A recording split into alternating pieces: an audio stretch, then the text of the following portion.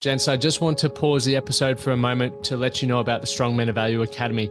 You will have heard me refer to it a number of times, and I want to bring more attention to it. So this isn't just a program, it's a life-changing environment and community of men who are focused on personal and professional growth. We're looking at areas of relationships, wealth, and health, things to help you thrive and maximize your life. Imagine having bi-monthly one-on-one coaching sessions with myself, weekly group coaching calls, and an incredible brotherhood of high achievers by your side. Now we're diving into resilience, leadership, and holistic growth to not just succeed in your career, but to thrive in your health and your relationships.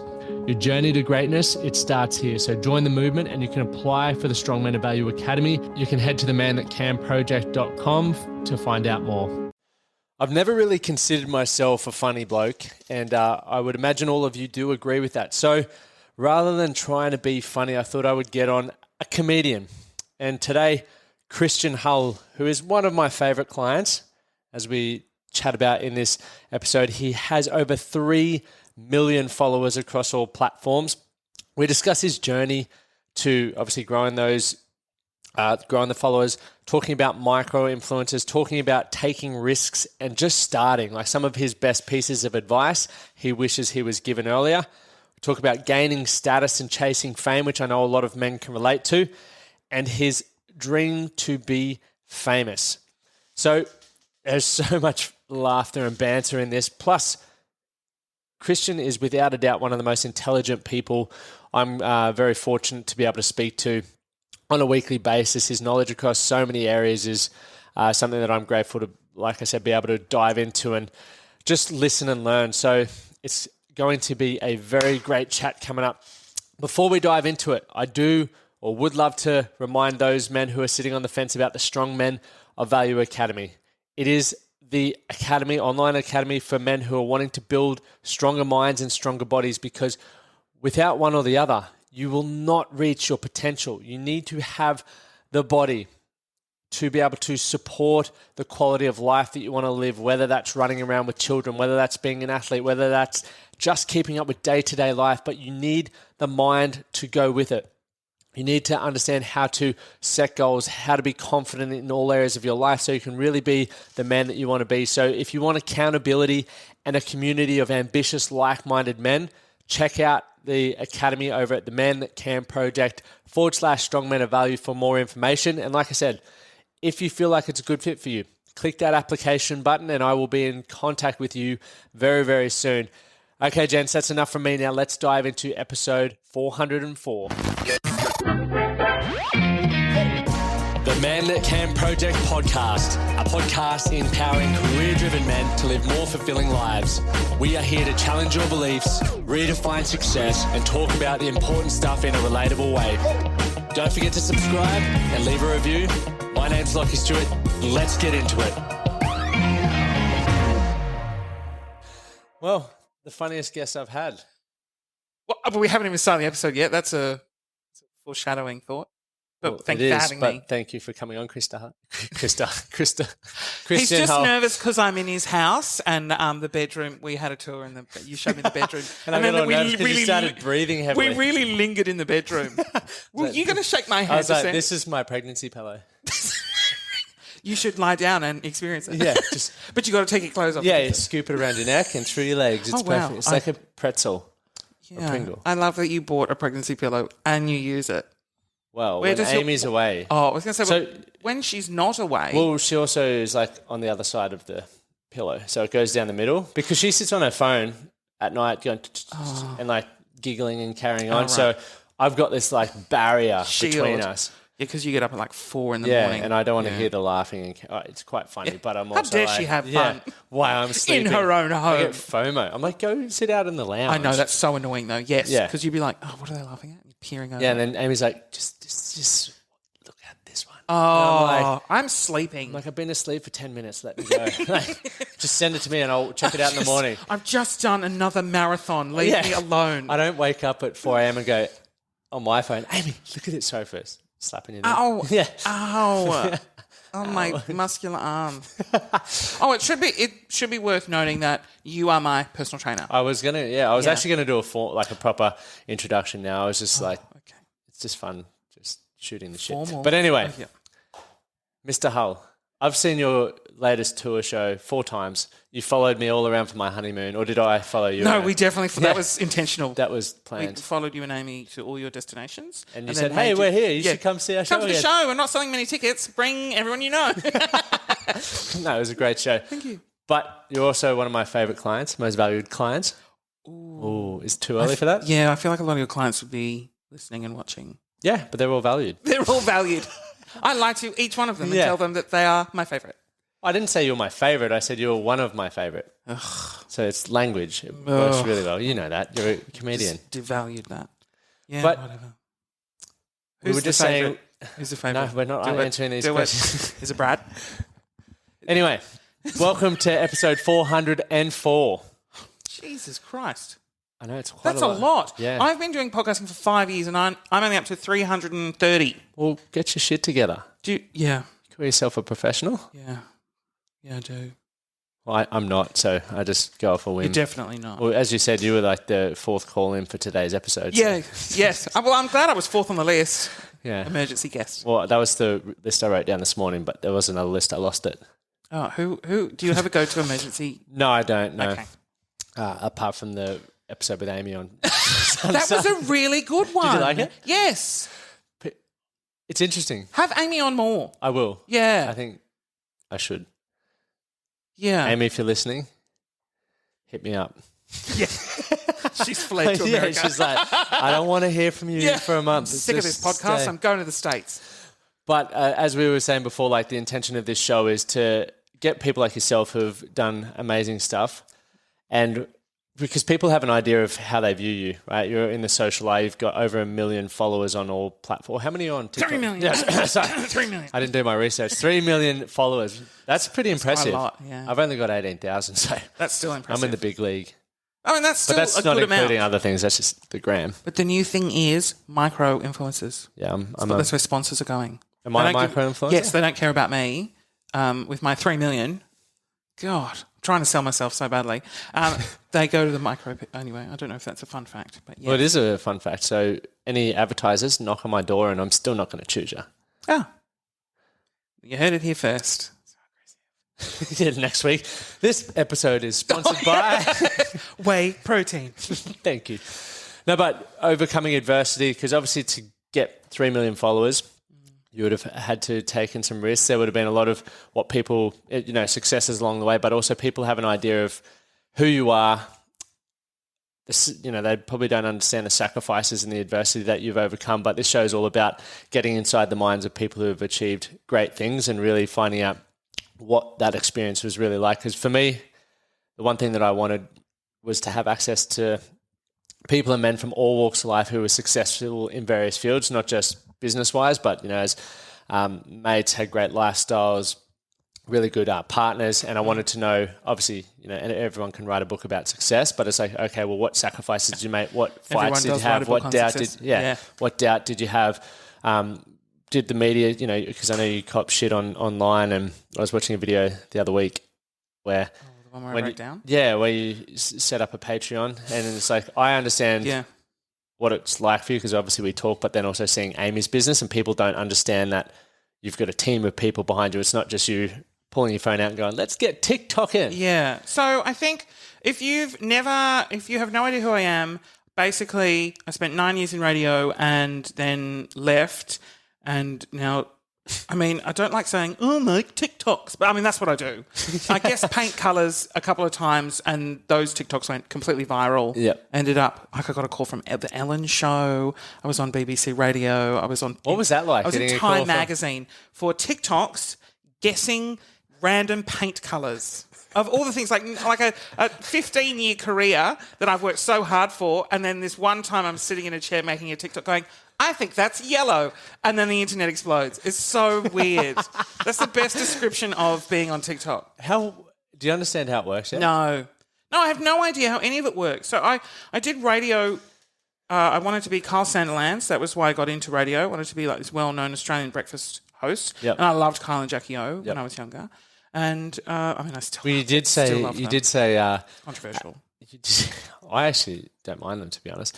But you did say the other day that there was a video of you saying to your parents, I'm going to be famous one day. Yeah, mum videoed every conceivable moment of our childhood. And she was like, what would you like to be when you grow up? And I was like the gayest little kid. I want to be famous. And I was like in sequins. And my parents didn't realise I was gay. Yeah, what a shallow, would you like to save lives or improve society? No, I want to be famous. For saving lives? No, just like for doing something on television. And I was so embarrassed about that clip for so long and I never brought it up. And then I was like, oh, no, that's who I am. That is me too. And I got here, goal achieved. Guessing paint colours made me famous. So ridiculous. At what point did you start to realise that that was going to be a possibility? Was it literally the paint colours, or take us back a little bit, leaving radio? Yeah. What was your role in radio? So I started... Actually, sorry, one thing you said before, going back to the Kyle Sandilands part, you aspired to be like Kyle. Yeah. Why didn't that happen? Look, I loved Kyle and Jackie O, and I loved what they were doing on their show. It was a very different radio show. They like broke the third wall, or the fourth wall, as they say. You know, their producers were in on the show. If something went wrong, they called it out. You know, because radio's live. Yep. So it wasn't this slick operation. So they real. brought you into the show, and I just loved that. So I was like, I want to do that. Like, I love... Should I bring my producers? Emily, no, shh. God, there's so many of them. Look at them Look all. at all my staff sitting behind the Wow, camera. thousands. You're doing so well. Thank you. Yep. Thank you very much. And I was like, that's what I want to do. And he is still well respected in the industry. He's controversial. He's very Carl. He says controversial. things that I don't agree with, but he's highly respected, earns a lot of money, and was very well known. And I was like, that's what I want to do. I want to host a breakfast show in Sydney. Go. And so I spent years in community radio, doing radio courses, going to radio schools, and then I got into commercial radio from the bottom, just pushing the buttons at midnight. Add, play. And then it just progressed up, and slowly I would bounce sort of up the ladder. Yep. Assistant music director, scheduling the music, producing. I was on air for a brief period of time, but I was... quickly came to the realisation that maybe I was a little bit too gay. And I was in Newcastle, in New South Wales, which is a beautiful town, but What do you mean by too gay? Like, I mean, people that are listening to this probably still confused to whether they're listening to a woman in her mid-40s who's a heavy smoker or a 35-year-old, fatty from Brisbane. So I'm very camp and very loud and just gay. I don't know... When you say, what do you mean? I don't know. I'm just like a gay person. Like, there's not a dick in my mouth at the moment, but like, there probably will be. Not yours. As in, like, I'll go home. Amy's like, whoa. She already messaged me plane. before when I was like thirsting after you when you were rowing. Yeah. She's like, no, that is my husband. That was the funniest. The other day at the final row, Sam and his family gave me a tray of like sweets and baked goods, and there was one with myself in just like pants rowing. Yeah, they had printed off, and like I don't know. Food is insane. Food science, and there was a photo of you shirtless, just rowing mid-row, and I was like, delicious. I will eat that, please. Took it. There were kids being like, I'm hungry. I was like, no, that's mine. yeah. Like, push them out of the way.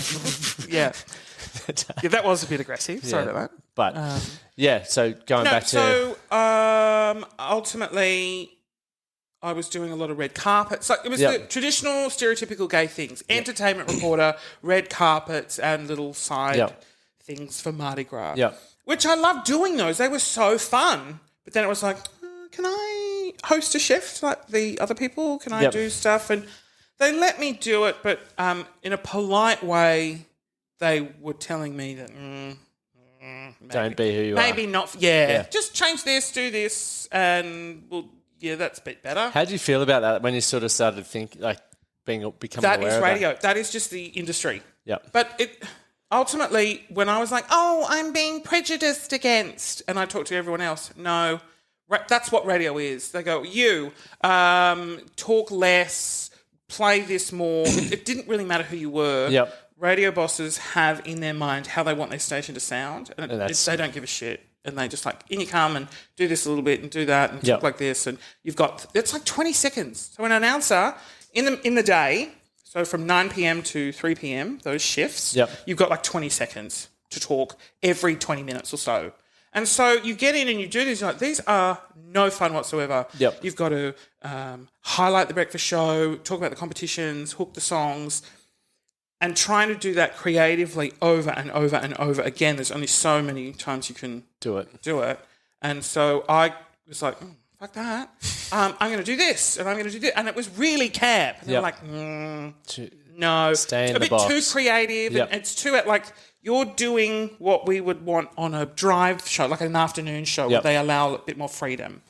We just want you to just push that button and say, Taylor Swift is playing. Like, I was like, oh, that's boring. And so I realised that this is... You're supposed to say Shepherd's playing. Oh, sorry. Now, Shepherd with Geronimo. And what's the Valley song? Coming Home.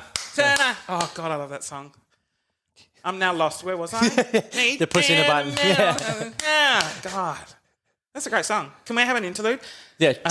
And now we take a moment in Lockie's podcast and play that. To plug the Because new you'd have the sponsor. musical rights for that, wouldn't you? No, I don't. Like, I can literally... Amy doesn't own... Well, no, it'll be owned by... Well, they do, but whenever you put it on, it gets ripped down because then they have to email a publisher and it's crazy. It's a big fuck around. But that's annoying. another thing people don't understand. Oh, yeah, you can't actually play... Your own music. Or anything commercial... Like, yeah, you... No. No, you can't. Like, if Amy had a podcast, she couldn't play her own music because of... It's good in a way because of all the red flags that go off to say you don't own that. Yep. But it's like, oh, no, this is my podcast. But everyone else... Yeah. Anyway, we really got sidetracked there. Yeah, we did, but that's fine. So The story of my life, I get sidetracked a lot. you should see our training sessions. Oh, no, don't look at those. They're just me complaining. I can't wait to talk about that, but we're going to talk Okay. about that shortly. But going back to pushing buttons, you didn't fit into that. No, zone. so I learnt early on, I was like, oh, being gay is going to be a little bit of a...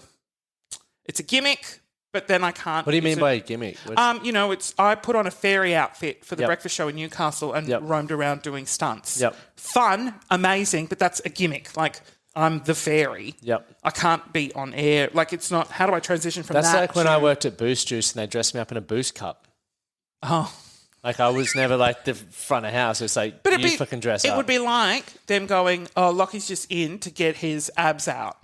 Yeah. You're just an ab Yeah, person. yeah. But how do I transition from that to the CEO? Like, Yeah, how? okay. That you can't. Like, it's... So it's... In my head, I was like, okay, so how do I go from being the fairy to being Kyle? And so I tried all these different avenues and nothing was working. And I was young, so I was in my mid-20s, I say, it's young and naive. Yep. So your 20s, you sort of... Everything's owed to you. And so Definitely. for me, I was like, well, if I work hard and I just show initiative, they'll just be like, you're the next Kyle. Here you go, And Kyle. in I go. And that's genuinely what I thought would happen. Surprised it didn't. And then I just was like, well, what am I doing? And I bounced around to jobs that I didn't really like, went to Adelaide, produced a breakfast show. So it was the producing side. Yep. And that was the first taste where I was like, radio sucks. Like, it's not the fancy pants Yep. freedom that I thought it was. You're told what to say, when to say it. You don't get free tickets to stuff anymore. You know, like, radio is, in my view, and it's going to sound like I'm really bitter about radio, and I'm not. I really appreciate my time there. But for me, TV and radio, I love that you're worried and looking at the camera like, oh, God, what's he going to say? No, I don't understand people's obsession to get on radio or television. I'm like, you have, like, social media is so much more powerful and it reaches a global audience whenever and whomever can watch your stuff. TV, right? You were on the breakfast show on ABC. Yeah. It was only on for 2 minutes at, 6, Whatever time, 7, yeah. and there was 3. They did 3 Yeah. crosses, and so 4. it's if someone is 4. Sorry, wow, that's pretty Yeah, good. then one Monday morning, you mustn't be subscribed to my channel. Nah. No, Anyway, definitely not. I 4 actually don't times. watch anyone's content. Either do I, to be honest. Yeah, it's just no time. Well, it's like... Amy does it for you. Yeah, Amy can tell me what's going on, but yeah, I literally don't follow people's content. Yeah, neither do I. I want to get better at it, though. Well, I think it's good for engagement. Like, It's good to learn. Yeah, like... I've definitely followed a lot of people and learnt their Yeah. tricks. Sorry, sidetracked again, and then I forgot what I was going to say. No, we were definitely was just I? going down the route of having a global audience. Like, Yeah, so this obsession with TV and radio, I think it's generational because I'm 35, so we grew up with that. Isn't it fascinating though? So being on the news, I think I was saying this to you on Monday. It's like as soon as people see you on the news, though, it gives you like an extra tick of approval. It's like, oh, he must be legit. Yes, and it's very like, reputable. I'm not doing anything different to what I've been doing the whole time or saying. But now all of a sudden people are like, the news, if it's good, but if it's good enough for the news. Or the paper, if it's in the paper. And journalism to me is fucking dead. Like, it is so bad. Well, Twitter killed it. Yeah. Because what happens now is, you look at before the internet came in, journalism was you had time, you had to be right, you checked your sources, and you had a story that, you know, you could work on. Yep. Whereas Twitter has come in and the internet and the news cycle is now, instead of being, 3 or 4 or 5 days, it's literally 12 hours. Yeah. So you've got to be the first on it. You've got to report it. Otherwise, it's been and gone. Yep. So that's why you get people going, this happened, this happened, this happened. None of it happened. And then apologising later. But they apologise down below. Also, none of it happened. Look, it's hard to blame the individual journalists, but it's the pressure system. in the system. It's the system. Like, so I ended up falling into yes, I fell in. I became a journalist, but I had no training and experience. So my role was to write articles for our entertainment website. Yep. So that's a journalist reporting on things with no formal training, and so it was all terrible, gossipy style celebrity stuff, and I loved it because I loved getting the clicks, not necessarily the content of the story. Yep. So it was an awful, I look back at that and go, oh, I'm ashamed of, you clickbait the headline, you get the image that, you manipulate everything, and it's an absolute nothing story.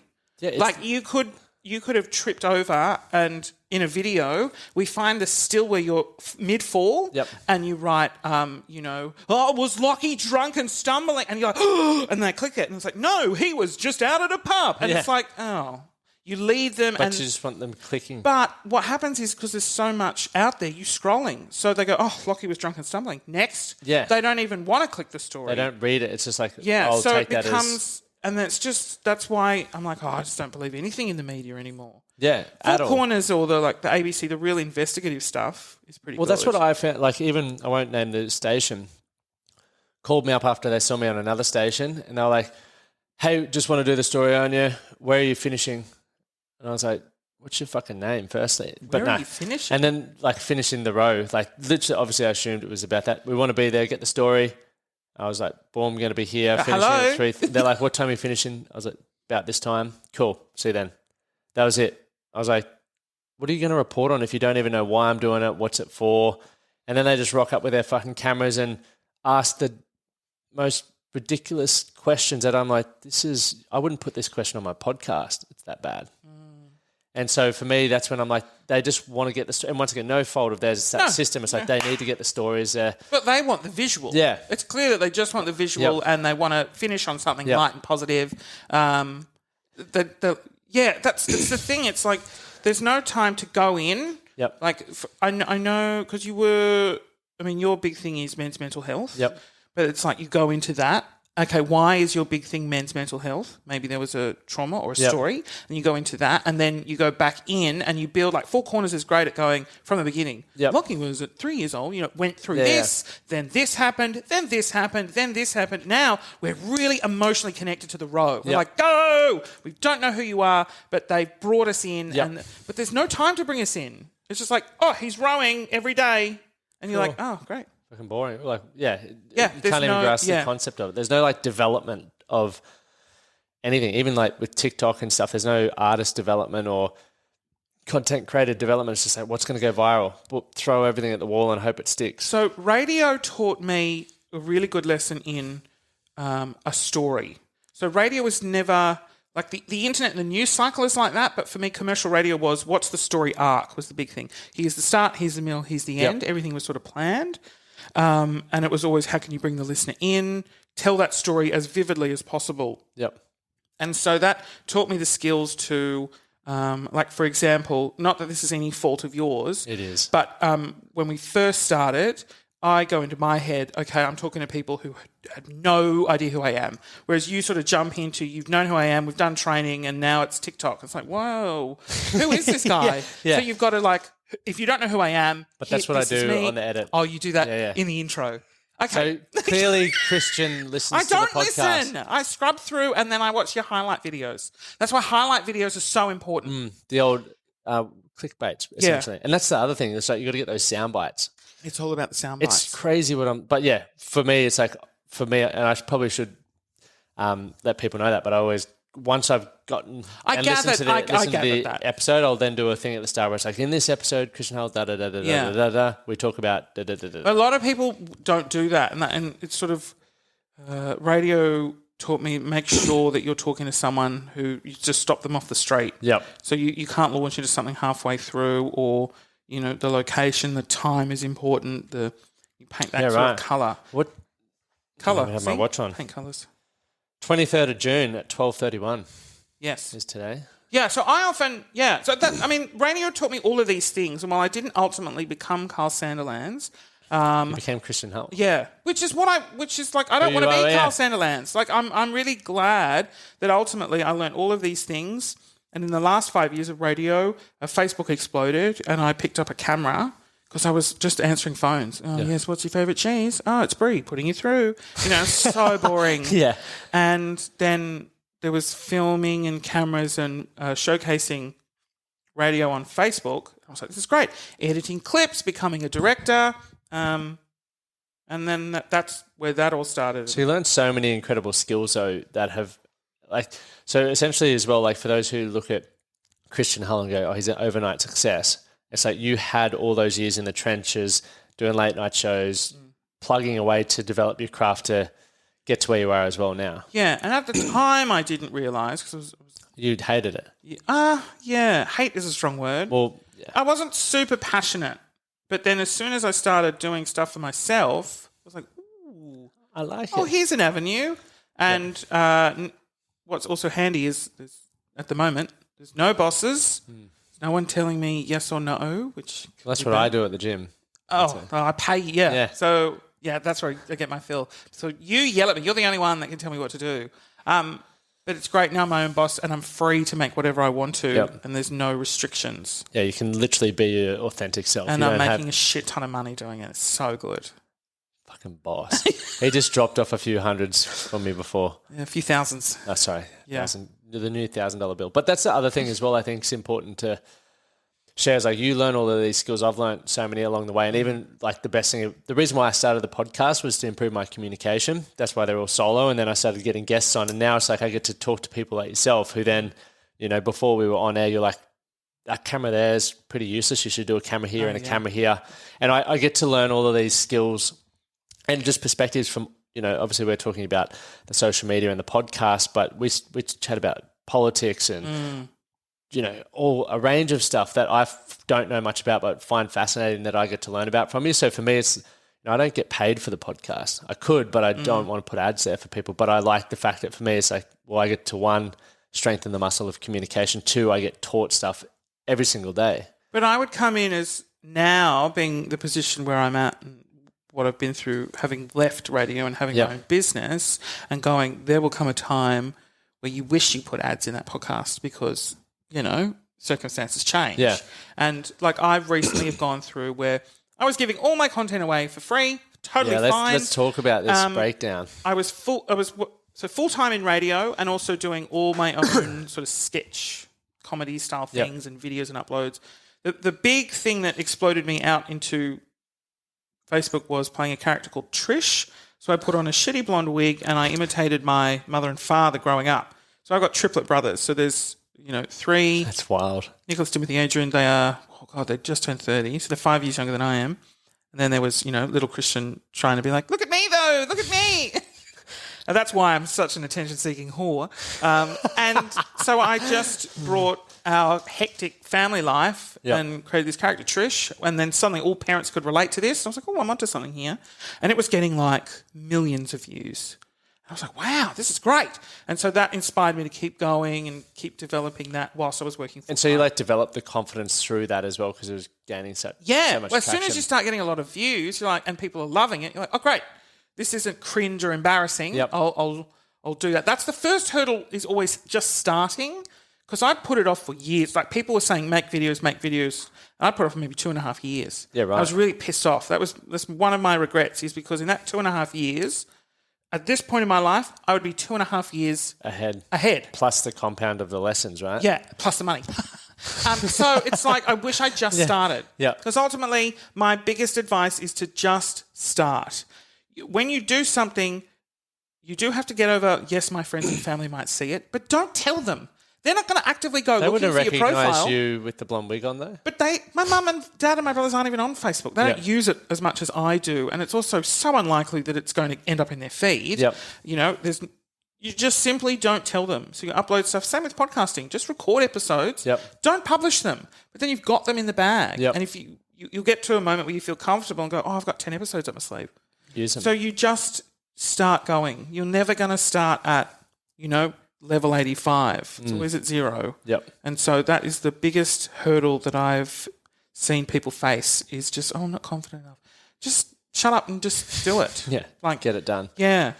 And so once I'd gotten over that and everything had started rolling out, I was getting interest from the station that I worked at. Like I'd been there for 7 years at that point. And they'd never once... And they knew I was a larrikin and I was great for like office morale. Yeah. But I was like, can this office morale go on air? Like, ha ha ha ha. And it was no.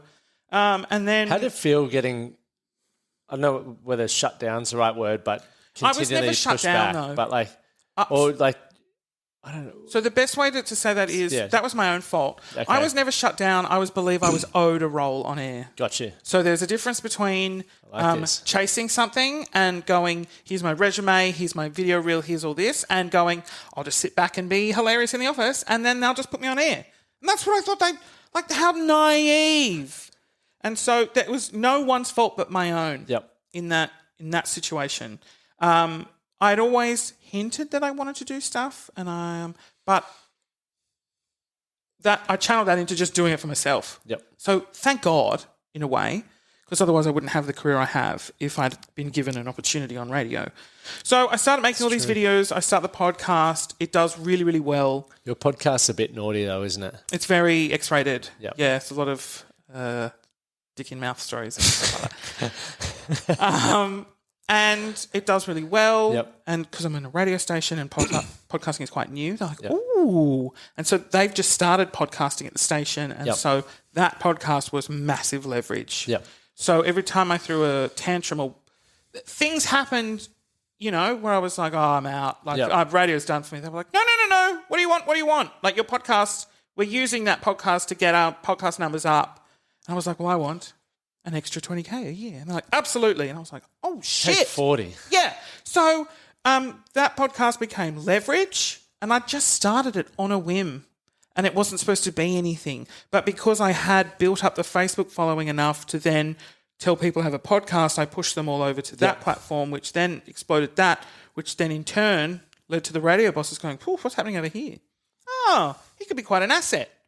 And so I was like, wow, all this time I could have just done it myself. And here I was just sitting back waiting for someone to do it for me. And that was like, that was a really good lesson. I was like, I'll just do it myself. I was like, that was a moment where I went, I actually don't need radio anymore. My goal is to now leave radio, earn a shit ton of money like a lot of the other YouTubers were doing at the time. And that's what I want to do. So I was like, I'll do that. And so I was like, well, I can't do it now. I need to still have a full-time income. Yep. And so the wage kept going up. It's so interesting. For the first 7 years, I earned really piss fucking nothing. Yep. And then in the last 2 years of my radio career, I earned twice as much that I had earned in the 7 years. Really? Yeah. So that was also an incredible lesson to say, like, you're building it in that first 7. Yep. So you're building it. Be bitter, be resentful. You're not getting paid much, but that was the building blocks of this moment. And so the biggest ego boost was when I got a knock at the door from Kyle and Jackie O to say, it wasn't them personally, it was their boss. And I don't think they were looped in on this, but the head of Kyle and Jack was like, come over and you can be the digital producer for the show and the network. So like a massive role, huge money, like twice what I was on. And I remember going, whoo, that is delicious. Yeah, that's amazing. And I thought, if I go over there and do this, I'm not going to have time to do my podcast, to do my sketch videos, to do anything. It's going to be super stressful, high pressure, and it's back in Sydney. So I was in Melbourne at the time, living a great life.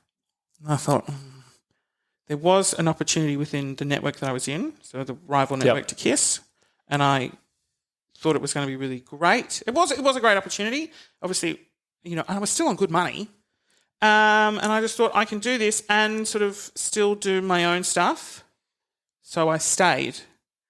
I don't regret staying, but what transpired over that 12 months was hard work. It was a lot of, it was the first time working really on a breakfast show, like morning television, like your Sunrises and your Todays. This was a big deal. Yep. And there was a lot of pressure. And I ultimately didn't get, look, like that's. There's a lot of things that it's. You don't know it, like hindsight. When I said I've never been through trauma? Yep. I'm now realising, for me, what I went through was, that was traumatic. And so I learnt a lot working in radio and in a high-pressure environment and with different people. And also, again, about myself, not vocalising all the things that I was doing in that, 7 months that I was working on a breakfast show. That was my fault. Like, again, I fell back into this role of doing as much as I could to make this show successful, but then not telling people that I was there from, 5:30, 6 a.m. till 8 p.m. at night continuously, burning out. And then people were wondering why I was rocking up to work late, being 6:30 a.m. But that's, and then I ultimately had a real breakdown, got really sick, got so sick. Because, when you're working 6 a.m. to 7, like a 13-hour day, every day, in such a high-pressure environment with a lot of work, you just burn yourself out. Yep. And I went, see ya. If I was to describe her as a human, it's spontaneous and inconsistent. So I have only ever done things spontaneously. I've never planned anything. So the only plan I had was to become Kyle. The rest, it was kind of spontaneous in the moment. Yep. Like, I'll make videos now. I'll do Trish. I'll do this. I'm moving to Brisbane. I'm buying a house. Yep. I'm going to buy a car. Yes, I'll do a stand-up comedy tour. Like, none of that was planned. It's just sort of, it's all spontaneously happened. And I called my boss and I said, I'm not coming in ever again. How did you feel in that moment? Such relief. Oh, I felt so good. He didn't. I can imagine. They all knew what was going on. They knew that this wasn't working and this was a disaster, and I was the first one to sort of pull the pin on that grenade and get out. And I never recovered. Like, I didn't recover from that. So from that moment, radio for me, fuck that shit. Like, piss off. Yeah. Like, it really... Fuck off. It really burnt me. Yep. And I got out. But again, the podcast and the video views is what saved me. Got a call from, the boss. Take some time off. You're not quitting. Stay here. You've signed your life. Yeah. So our head of digital, who was an absolute Chris McWilliams. Oh my God! Like, absolute lifesaver. Like, I was terrified. I was like, I would rather not be earning any money than be doing what I'm doing. Yep. And I was on good money, so it was a lot to turn away from. And he's like, no, just stay, just take some time off, come back, we'll find... Rise. Yeah. No, I knew I'd... Yeah. So anyway, that all happened, and that was the moment where I was like, ooh, I need to have a plan. Like, I actually need to now have a plan of making this video thing a source of income and getting out. And I worked a lot with the head of digital for the network, Chris. So he was just so supportive of what I was doing. And so I was making more videos. I was also using, this won't get me into trouble, the company assets, so their videos and their editing software. Yep.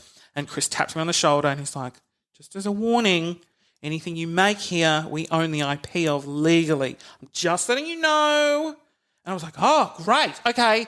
So stop making videos here. He's like, I would look at alternatives because, when you get up and leave, we as a company can go, well, we own all that. Delete it. Give it to us. Not that they would or ever have. That's nice of him. But he was like, okay, I can see where you're going and what you're wanting to do. Here are the steps. But he Yep. did it without saying it.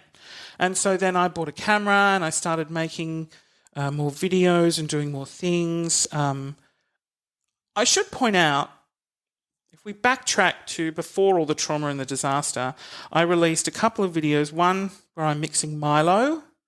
God, I thought I was so funny. I'm going to tell you this video and you're going to be like, that is not funny. So it's 20 seconds long and I'm like, how to make a Milo. And I just slide a Milo tin into frame and a glass and I put like 7, 8. Oh my God, he's filling up the glass. That's hilarious. And then I pour the milk into the tin of Milo and take the tin of Milo and drink from that. And so that sort of exploded out. Yeah.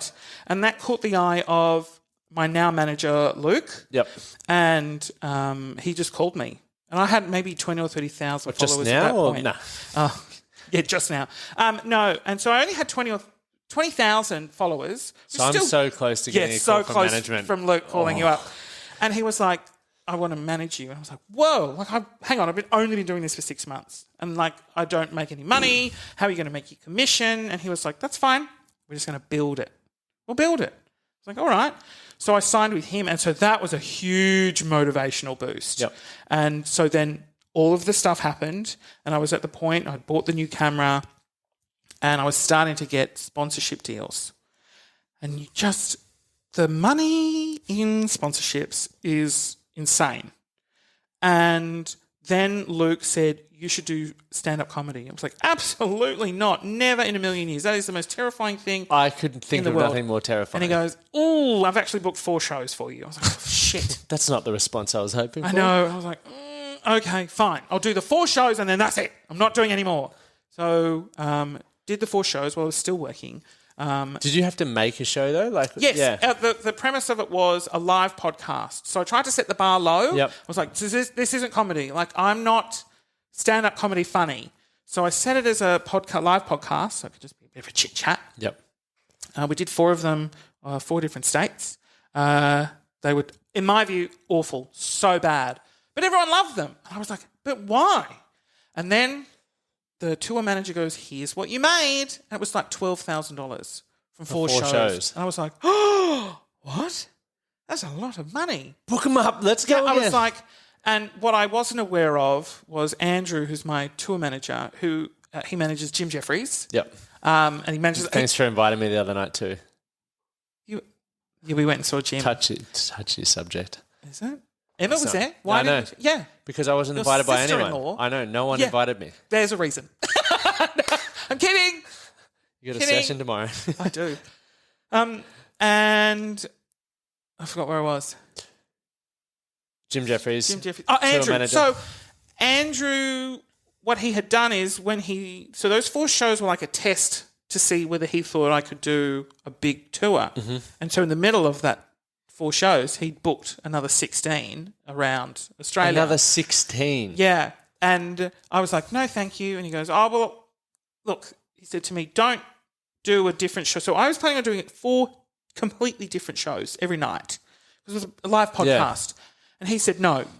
On the second night, he said, do that one. Do whatever you just did, do it again. It's very funny, very good. I'm like, oh, but people will know. He goes, no, they won't. We're going to Brisbane now.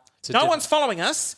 I'm like, except for me. But I can't do the same show. And he goes, that's what everyone does. They do the same show to a different audience. I'm like, oh, yeah. And so I was like, okay. And so I did another show and I did a little bit better. And then the next one was just a fraction better. And I was still awful and I still hated it, but I was a little bit more comfortable. So I'm like, okay, well, for $12,000 for 4 shows, I'm doing 16. It's good. 80 grand. So I was like, absolutely. So I did it and hated it. But by the 16th show, I was so comfortable and I could completely understand how audiences, well, not completely, but worked. Yep. So when they weren't laughing, it didn't mean they hated it, which is what I thought. I was like, oh my God, they have to be laughing 24/7. No, it was sort of telling a story, building the story that I have up to the punchline or the joke, yep. and then leading them in. And I was like, oh, I actually really like this. And then I said to Andrew, well, let's do another one next year. And so I'll write one over the course of the year. And so I've done 4 so far. Wow. And so what happened was that brought in my entire wage, basically. Yep. And I was like, oh, great, I can leave radio. I'll just do a tour. and there's my yearly wage, and I'll get some sponsorships, and we're all good. And so I made the call to leave. Now, at the time I left radio, I was working with Carrie and Tommy, who were the afternoon show, and they restored my faith in radio. I left on such a good note. Absolutely loved working on that show. And that taught me, I used Sonda, who was the executive producer, and then you had Caitlin and Annabelle, who were the senior and sort of junior producers, although Annabelle's got a lot of experience. You're going to hate me calling her that. How to function as a team. So I look at Sonda, Annabelle and Caitlin now, because I've got Christian, Ben and Phoebe at my team, and how would Sonda have done that, and what roles does Caitlin play, and they were such a succinct team of people, and they all got along and they all knew exactly what each role was, and so did Carrie and Tommy, and then their audio producer, and then I was their digital producer. It was just such a great machine that I was like, wow, I don't want to leave, but there's a shiny gold road over here, and I'm about to go on my a tour, a big tour, and it's going to kill me still working for you guys and on weekends traveling and doing shows. And I said, I'm so sorry, but I'm going to take this opportunity. And they were so supportive, and they were like, oh, thank God he's gone. And the show ever since has gone. Yeah, and then I did it, can I tell you such a baller story? 80 grand goes into my account at the end, thinking I'm not very good with money at this point. I was just on a walk in one of my many health kicks. I was like, oh, a Mazda dealership. Swanned on in. I was like, oh, that's a nice car. I didn't need a car. I didn't go anywhere. I still don't go anywhere. And I was like, I'll take one of those, thanks. And they're like, oh, well, let me show you the model down. I was like, no. Oh, okay. Let me just check the model down. And the first thing he said was, this one doesn't have heated seats. I was like, don't want it. Give me that, I want this one. White leather interiors, a sunroof, heated seats. And I was... You live in Brisbane? Well, I was in Melbourne at the time. Okay, gotcha. And I just dropped, I was like, I'll pay cash. All up. And they were like, whoa. And they knew who I was. And I was trying to be like, do I get any serious celebrity discounts? No. And so I bought a car, and then I started looking at property, and that's when I went, oh, I live in Melbourne for myself now. I'm not tied to a job. I don't really like Melbourne. It's too cold. Yeah. It's awful. It's a beautiful city, but it's not for Christian. And so on the tours that I had done, they put me up in the Khalil. So the Khalil in Brisbane is top of the line. Talk about baller. Which I didn't realise, because who pays for everyone's accommodation? It comes out of the tour money. And so this is why Andrew, my tour manager, is so good. He'll book the top of the line hotels, and I have to cover them. But we stayed at the Khalil. Do you want your trainer to come along next time? Oh, yeah, have a PT. Yeah, I'll be there. I mean, no, I don't, because I hate touring now. It's too tiring. But then I was like, wow, this the valley, the good side of the valley, is really nice. And then New Farm, and I actually felt at such peace when I got there every time I was touring. I was like, I wonder, maybe I could go to Brisbane. And I was up here for a sponsored Kmart thing. Yep. They put us up at the Khalil again. And so I just wandered, and it was a weekend, I looked at some open homes. And this is the spontaneous Christian. Yep. And I walked into one, and the real estate agent, Dimitri from Ray White in New Farm. Dimitri. Yeah, he was like, it's Christian! Oh my God! And he was like, I was like, this is great. And he was so friendly and so lovely. And I said, I really like this apartment. How much? I was like, okay, I'll take it. I was like, yep. Cash. Yeah, I'll take it. I tried to buy property in Melbourne before, so I knew the process, and I knew how quickly it was. I got a home loan approved like that when I had a full-time job. And so I assumed, oh, yeah, they'll just approve me again. Nothing's changed except now I'm earning large chunks of money. So I signed the contract, pending approval, and then I hit up my mortgage broker again, and he's like, oh, no, we can't get you a loan. You haven't been in business for more than a year. I'm like, well, what about the last loan? And they're like, well, you had full-time employment. I was like, what? I've just paid $25,000 deposit on a house. And he worked his magic, and ultimately got you there. At the 11th hour, the bank said yes, and I moved to Brisbane. It was the best decision I ever made. And it's just those are the types of things that, just buying a car on a whim, I mean, it's baller But move. you got to learn. Buying a house. Fucking oath, baller move. Just like, I'll take that. And so I've always been like, don't think about it. You probably should think about it. Just do it. Like, just get a podcast. You want to move to Brisbane? I thought I was financially able to. Just move to Brisbane. Just do these things. Maybe not as irresponsible as buying a car when you don't need one, but like big life decisions, just don't think about it. Put a tiny little bit of thought. Yep. If I go here and something happens, no, you don't even need to put thought into it. Just go. Literally. Just do it, experience it, learn from it, and if you have to come back home, then you have to come back home. Well, if something has to change, then it changes. And then the next time you got to make that spontaneous decision, you'll know pretty quickly, I'll do it this way. 100%. And so that's how I've sort of ended up here is scrolling on TikTok. Oh my God, those girls are guessing paint colours. That looks fun. I'm going to do that. Duet. It's purple. Oh, I got it right. And then that got like 20 million views. That is so ridiculous. Yeah. That it's even like Amy and Emma's TikToks the other day on the trolleys, and they made the paper. Yeah. They made the paper for it. They were in the States, and I loved because it just came up on my For You page. Yeah. It's George and Amy putting a trolley in the States. The trolley has its own escalator. Yeah. So you click it in, and George is losing his mind. But in the comments, everyone's like, we have those here, except we have ramps instead of stairs. So you take it with you. I was like, oh, yeah. But it was just such a mind-blowing, weird thing. Yeah. Like, I know, right? You can write hundreds of songs. No, it's a trolley and an escalator. It's just the most weirdest things. I don't even know where to go with that. But let's talk how we met. I actually remember the first time I met you. Do you remember? Probably not. When you bought a bird cage off Linda. Oh, yeah. That's right. That was very intimidating. So I went through a stage of where I wanted old bird cages as decorations. I thought you were about to say front. old birds. I was like, nice, man. I mean, have you seen Linda though? She's a fox. Oh, she's always at the gym when I'm at the gym. And I'm like, hello. And then you rock up. I'm like, oh, that's right. Oh, hello, Lucky. She sold me $1 million bird cage for next to nothing, and you were all there, just staring at you. And I was like, so this is the band Shepherd, and I'm in this weirdo who's home. What is happening? I don't think I knew anything about you. No, I was. When was it? That must have been like 20.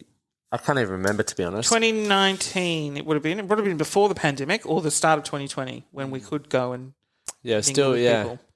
Anyway, and then because God, I waffle on a lot, don't I?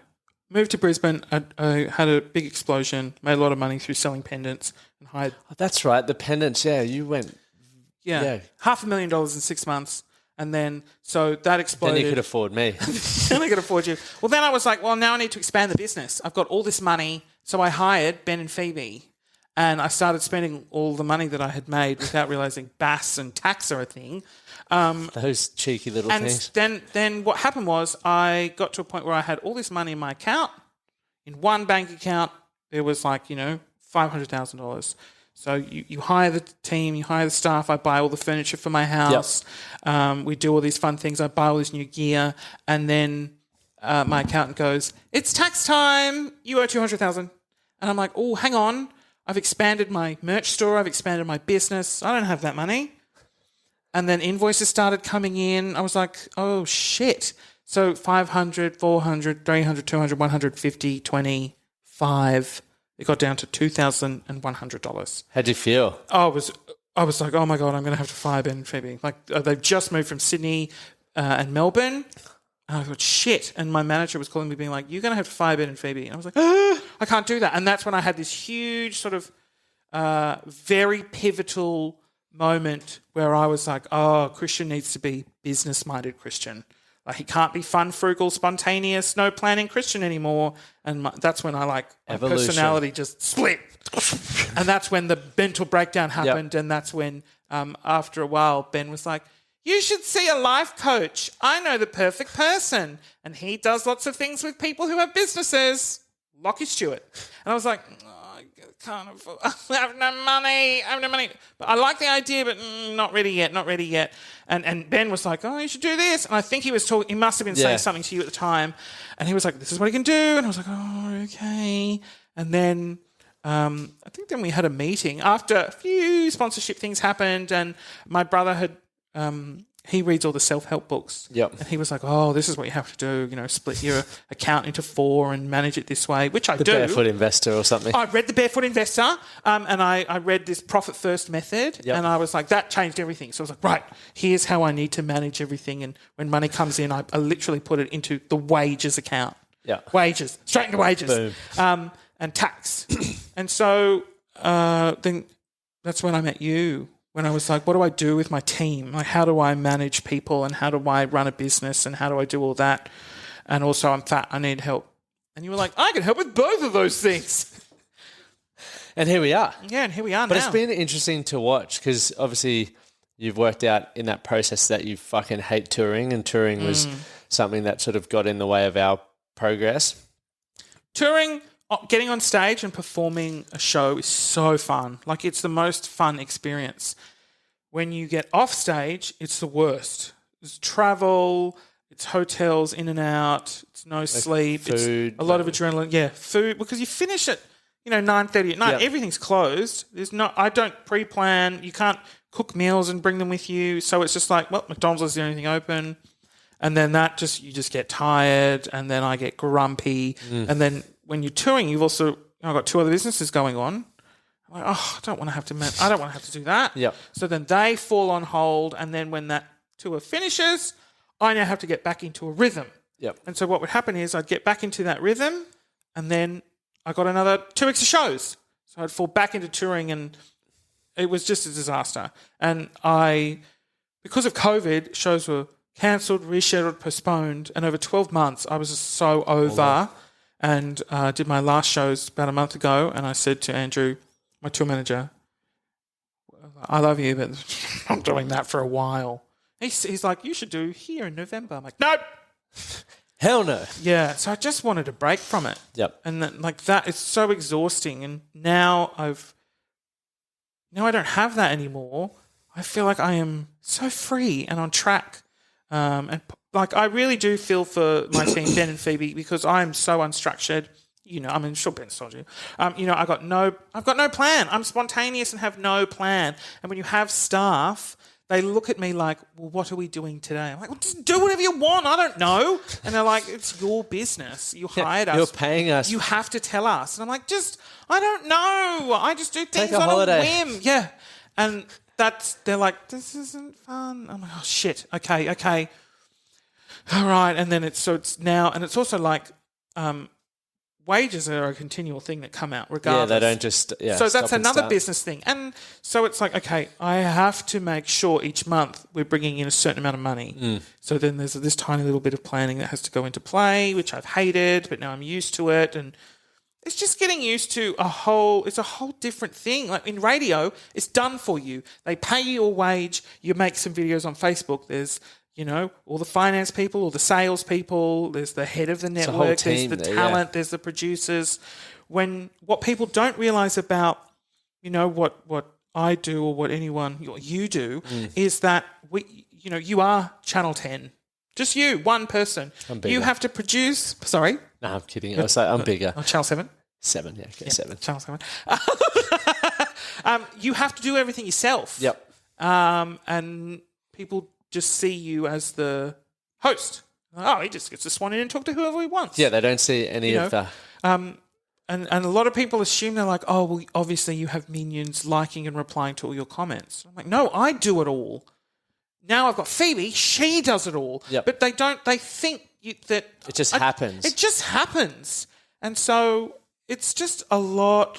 Like, it's not just guessing paint colours. It's a lot of pressure. Well, literally developing a whole business. Like, it's the same for me. People go, I see people try to do what I do all the time. And then 3 months later, they're no longer doing it because I'm not just like a coach or a PT. Like, I have a whole fucking business that's doing stuff for other people as well. And it's like you're still trying to do what's fulfilling. Like, for me, podcasting or coaching one-on-one, I still love that and running the events. But it's also like I'm fucking doing management, Staff development. Yeah, staff development, working out what the fuck's happening next month. Like, Yeah. and all of these things then have to take thinking time, planning time, collaborations potential, like all of that sort of stuff. And it's like, you don't stop. And then people are like, you got a good life. And you're like, I do.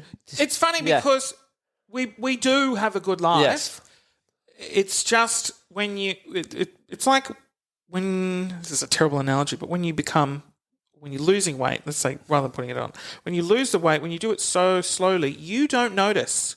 And then suddenly you're 5 or 6 kilos down and you haven't seen someone in a while, they can tell. They go, wow. Wow, you have a good life. You've lost all this weight. It's like, oh, I have too. When you're in it, it's just a chaotic nightmare. Yep. And then you need to sort of sit back and go, whoa, I've come so far in a year. You've got to reflect. But it is, a lot of people just don't understand. Like, they think it's just happens. a lot of the paint guessing for me was like, I've done so much else. I know I keep referring to the paint guessing. But the paint guessing... But it got me in Time magazine. What is going on? People were like... it's like, isn't it for scholars and like... Yes, for scientists and smart people. And I guess people, they were quite offended because after that it was, well, he got his success from paint guessing. Oh, the only reason he makes all this money from merch is the paint guessing. This will wear off. But it's sort of like, well... No, I was pushed into the world. Like, I'd still slowly built up this base, and then it's like a spike. Yep. And so the people that were brought in... It was also funny from a perspective of I went viral for swearing into these pendants. So the merch thing that I started accidentally was making resin jewellery as a way to cope with COVID and social distancing, is that I'd make this piece of jewellery, scream abuse into it to charge it with negative energies. You know, fuck off, piss off, you dickhead, stand away. And then it went viral on TikTok. Then the paint guessing happened. And it was so funny when I then would reshare the pendants, people going, oh my God, the paint guessing guy's the fuck off pendant guy. Like like it was just such a weird thing that they're only seeing what they get served on their For You page, and they couldn't work out. It was just a weird thing. Well, I don't think that it's like what we were saying with the attention, like they don't actually read into the article. It's like musicians, you know songs, but you don't know who the band is anymore because you're just like, feel like it next. Yes. And that's what we don't, whether we afford enough time or spend enough time to look into what else is going on. That's why we bought a record player. I bought Amy one purely because I'm like, buy a record and listen to the whole fucking album now rather than going... You can't skip. Yeah, it's like, turn it over. And whereas now it's like, oh, Spotify, I don't want that skip. And it's like, how about you just enjoy... Yeah. Going through what people like, looking at all the Christians' TikTok videos or listening to a whole catalogue of things. But that's by design. Yeah. Like the app's designed for you to get as much pleasure so you stay on there longer. Have you listened to Stolen Focus yet by Johan Hari? Yeah. No, was I supposed to? You should. Okay. I think I've told you about it. Stolen Focus, yeah, I think you have. It's about what social media and our phones are doing for us, and obviously the guys who created certain things at Google and Facebook, and now they're talking out about it, why they won't let their children use the platforms and stuff. You did. But like YouTube, I was listening to a part on YouTube last night, and it's like the algorithms, you search in the headlines, as you said, like boom, fear, whatever, and then it'll like feed you another one that's a little bit further down the rabbit hole, then another one. Then the next one, the fourth one generally is like the complete polar opposite. So then it's like there to shock you and you're like, fuck that, I'm going to see what that does. And it just keeps you on here. And, you know, it's not talking about the radicalization of people and opinions because we just get fed stuff to keep fueling a certain belief. Well, so this was the fascinating thing. I don't know if true, because again, when you read something, you don't know how true it is. ByteDance, who owns TikTok, are based in China. Yep. And what it is believed that happens is within China, on TikTok, they promote the accounts that are intellectual, that are science-based, that are informative, that are informational. So that really... I don't know why I haven't been promoted yet. I'll tell you why. Because they really reward like innovation. Yep. As what they promote, if you live in the States, the UK, and in anywhere else but China, is teens doing 20-second dances. So that's what's rewarded. And what I read, an opinion piece from someone is they are dumbing down the youth and the culture and making it that if you want to be famous and successful, just do a bit of a shake. Be dumb. Well, it's not dumb. I don't want to call them dumb, but like it's not about innovation. It's not about, What's this? Some of the things I watch at the moment is like this stupid dance where they like tap 3 times, and I'm like, and they're getting like 500,000 views. I can understand dancing is great and dancing is fun, but the most followed person on TikTok over in China is like you Greta Thunberg-esque, very emotional, smart. I don't want to call them dumb in the States. I know. The biggest it's Charli D'Amelio, and she's very smart in what she's been able to do, but it's like she's just doing some dancing. Mm-hmm. And I know it's not. Yeah, if you know what I mean. I know that some sounds people are going to awful interpret to her, it wrong. and all power to her. But what's happening is it's so. What they're promoting, and they're using it as a form of, it's a tool. It's almost like a weapon. It is. And we don't realise. Legitimately, it is. So next minute, all I'm getting is just... And then people go, oh, I want to be famous too. That's what I got to do. It's like when we all I got to do is guess paint colours. Yeah. It's like when we grew up, it's like you're, athlete, scholar, or, movie star or something, like someone who's, just essentially someone at the top of their field. That brings a lot. And once again, people, I assume obviously people are getting value from it. That's why they're getting so many fucking views. But for me, and once again, this is probably it's all subjective based on what we want as individuals. It's like that's, the Chinese way of doing things. If it's intellectual, I probably prefer that because I enjoy reading, I enjoy learning, I am curious about things. Whereas some people, like watching cool dances as well, but there's some that I'm just like, I can't get my head around the fact that is a viral thing. Like it's not even a crazy ass dance. It's just something that it's like. I look at it, and as like as an old person, I don't understand the children and their dancing. I look at it and go, well, Charlie's obviously providing something for young girls for them to connect with her, but I just don't understand. Through 20-second dances? Is that what's happening? Yeah. If she's providing that comfort and that relatability, great. But as a 35-year-old, I just don't see it. Like she doesn't talk anymore. I mean, the poor thing, because she's so followed, she can't take a breath without being criticised by everyone. Yeah. So I feel like she can't open up and she can't sort of talk about her life so much because of the pylon that happens. Yes. So then I go, well, why is this?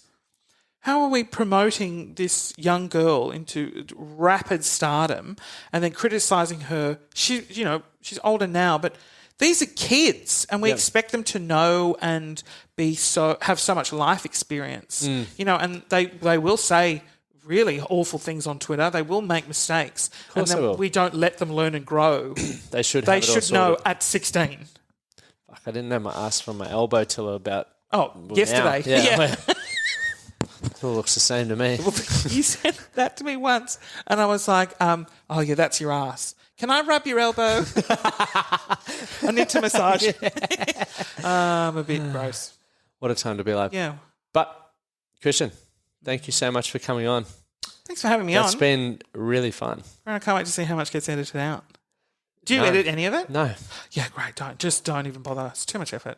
Well, one thing that I just don't like, I watch some podcasts, I'm like, when you see cuts and edits, like, have they cut something out that they want to like be portrayed a certain way? I just love authenticity. And it's like if I say the wrong thing, or as we just said, we can say the wrong thing and look back and go, didn't mean to say that way. That's how it comes. People will tell you if you say the wrong thing, and then you just got to learn from it. You get cancelled for a little bit. Yeah, I haven't got cancelled yet. I'm not big enough to get cancelled. I don't think we're controversial enough. Fuck. You do have to be careful though, like the Charlie thing, for example. Yeah. Not that I think any Charli D'Amelio fans would. Should I love a good soundbite? Oh my god! Imagine the soundbite. Use a clickable article. Could I do that? Christian Howell bags. TikTok war of what? Should we do that? You can. Let's test it. Oh, I don't know if I want to be tested. But, no, we won't. Unless you give me the tick of approval, but we can test that. That would be a really interesting experiment. But what? You'd manipulate. Shall we do it? Get back to me. I'm too scared of the kids. Yeah, me too. But yeah, still the fucking kids. But one question for you: what are you going to do today that's going to make you better for tomorrow? I'm going to a Disney exhibition. Fantastic. And that's going to teach me to be more princessy. I don't know. What am I going to do today? Oh, I don't know. Such a big Is question. it a rest day? Yeah. It is a rest day, so that's Yeah, going but to be I've good. been going to the gym a lot. I mean, You've been on fire. You can't tell from the video. Your consistency lately has been very, very impressive. Thank and we've you. got a session tomorrow, so Yeah. rest up. Yeah, well, I'm tired.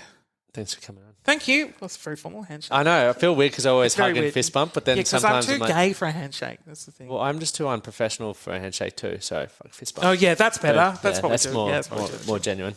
All right. 20 push-ups, go. If you got value from today's episode, please take a moment to leave a rating and a review on whatever platform you're listening to, and do something today to be better for tomorrow. Thank you for listening. Thank you for listening to the Man That Can Project podcast. My name is Lachie Stuart, and I hope you enjoyed this episode and found it helpful. If you did, please take a moment to rate and review the Man That Can Project on your favorite podcast platform. And don't forget to subscribe to stay up to date with our newest episodes. We'll see you again next time.